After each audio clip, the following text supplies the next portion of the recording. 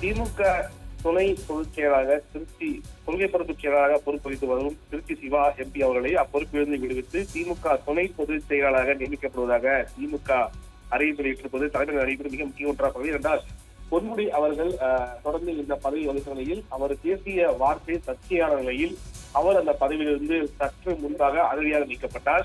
அதற்கு பிறகு யார் இந்த பதவியில் நியமிக்கப்படுவார் ஒரு எதிர்பார்ப்பு நிலையில் திருச்சி சிவா ஏற்கனவே கொள்கை பரப்பு செயலாளராக பொறுப்புகிற நிலையில் அவர் அப்பொறுப்பிலிருந்து விடுவித்து திமுக துணை பொதுச் செயலாளராக திருச்சி சிவா நியமிக்கப்படுவதாக திமுக அறிவித்திருப்பது மிக முக்கியமாக தொடர்ந்து நாடாளுமன்ற உறுப்பினராக இருந்து வருகிறார். திமுகவில் தொடர்ந்து பல்வேறு விவகாரங்களை நாடாளுமன்றத்தில் குரலித்த மிக முக்கிய பொறுப்புல கூடிய மூத்த தலைவராக இருக்கிறார் திருச்சி அவர்கள்.